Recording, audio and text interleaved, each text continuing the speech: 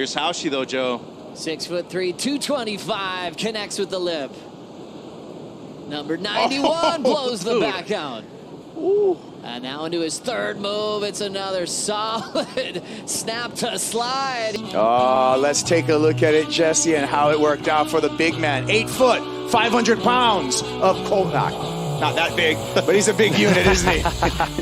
Almost. That's what it looks like when he's surfing on top of the board. Just the amount of water displayed, it's always impressive. But early morning, a little bit of water still on the bank, so the wave was a little bit trickier to ride, but he was able to find those right-handers right there. I think, if I'm not mistaken, got a 7.83 against Jake Marshall, and that's what made the difference in that heat. Yeah, that's what turned the heat. Semi-final. Hey, a couple of goofy foots out there, Mitchell, but Cole took it to the house. Yeah, no, and not only was he on point with his wave selection, post-cut, it just seems like he's having a ton of fun, guys. He's smiling every time, dropping excellent scores, and of course, matching power with power out here at Sacktown Kipes. This is why you cross-train. Not only do you surf hard, but this guy trains hard, and you can see how quick he is, how agile he is, how powerful he is. Yeah, it's so impressive. Like, he can mix it up, the explosiveness with the power that he carries, and it's a good match. The final, a rematch from the 2024 Bells Beach final, up against good friend Griffin Colapinto, but Haushi got his good friend once again. Yeah, and drops the highest score of the event in the process right here, 9.4 on this one. For a dude that big, it shouldn't seem like he should be that agile, but fortunately for us, Jess, he is.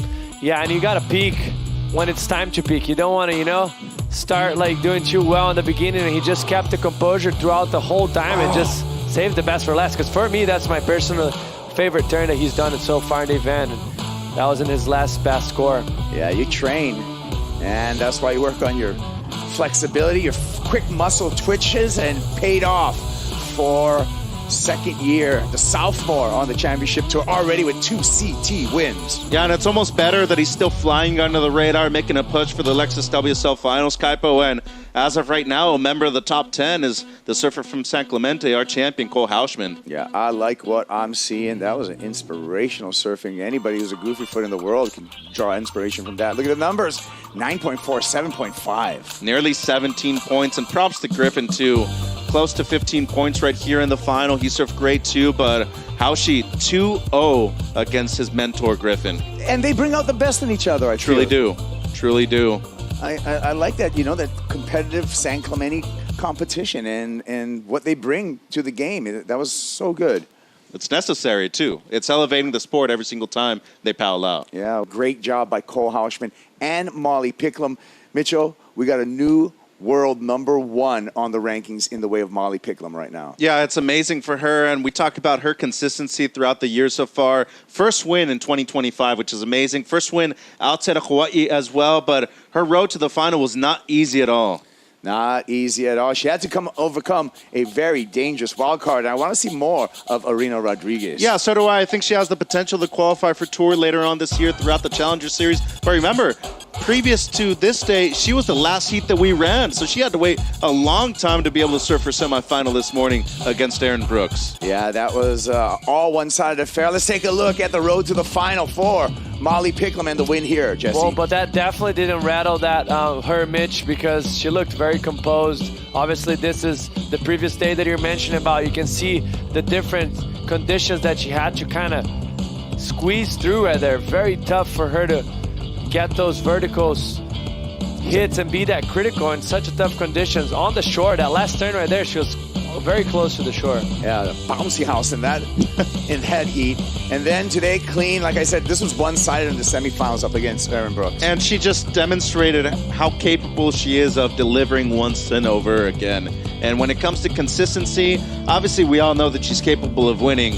But here in Brazil, it changes so often, and especially throughout today, we saw 4 different kinds of waves throughout the day. It picked up Kaipo, and especially with that low tide, it got difficult throughout the finals. Yeah, and speaking of the finals, Molly had to come up against the local favorite in Luana Silva, but Pickles, she already had her eyes on the prize. She was so solid all day long. You can count on your fingers how many times she actually committed mistakes. So she really deserved the win today. With turns like this, how composed she looked and sure-footed she looked on top of the board, I expected her to win. Yeah, she was looking like the favorite the whole way through as far as just composure and putting together and organizing a heat. Yeah.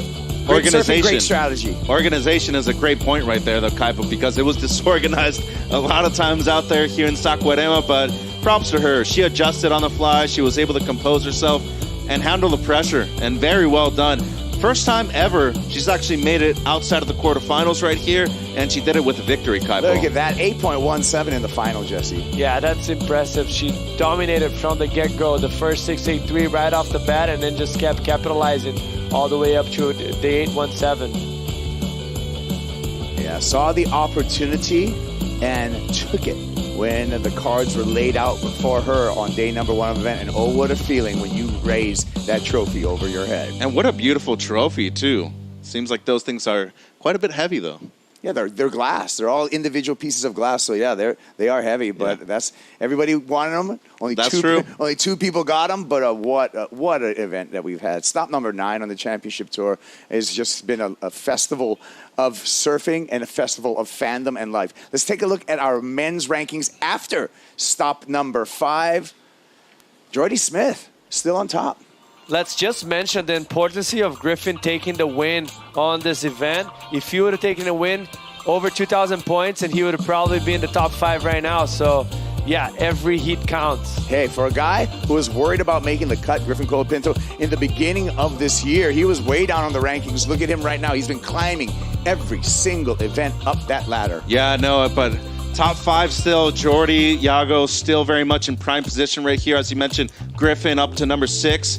And I would think that Cole Hausman's got to be pretty close to the top 10, right, Kipes? Yeah, I think he's sitting in number 12 right now. Let's take a look at our women's ranking. Molly Picklum's on top. She's going to be wearing yellow, Jesse, at J-Bay. I mean, once again, right there on the cut line, Caroline Marks just, close that gap against Isabella Nichols, and now it's going to be a fun battle in between, obviously, 4th place into whatever, 6th place or even 7th place from Tyler Wright, because they're all pretty tight. Yeah, pretty tight. Caroline Marks just barely behind Isabella Nichols, so that's going to be a battle there. And also Betty Lou. J-Bay. Betty Lou's only like less than 100 points in front of Isabella Nichols. There's no separation there whatsoever. Look at the top 3, though. 53, 48, 47. They are miles ahead from everybody else. They're miles ahead.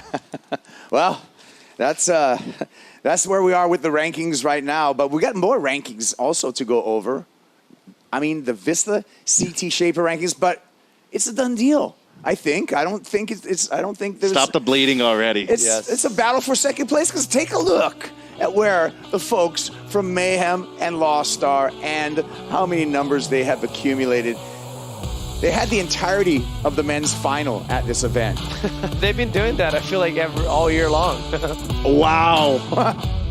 Yes, it's true. It's a race for 2nd between Sharp Eye, DHD, and Channel Islands. It's not even funny anymore. 260,490. 2nd place, 148.55.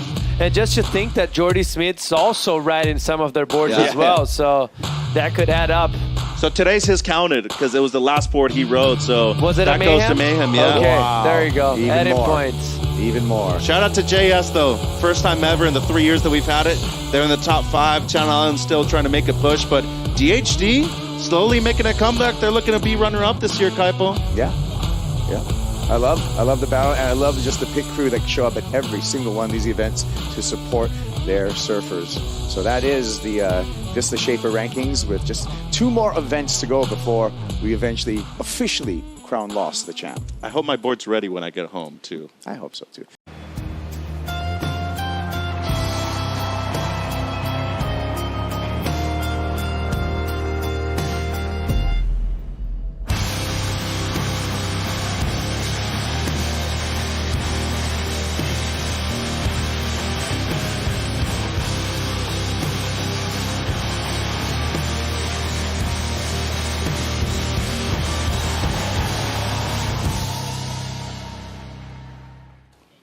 There you go. Corona Cero post show. Welcome back. And a little preview of stop number 10 on the championship tour. We're talking about J-Bay.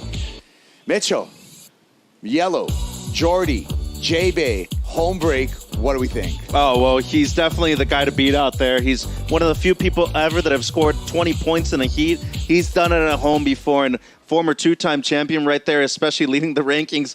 I'd watch out if I were anybody else. I mean, you got to expect the big guy to do some damage out there. Knows that wave better than anyone. Yeah, and Molly Picklum, now in yellow, looking to break away at J-Bay. If she gets a good result there, she's definitely going to solidify her spot in that final 5.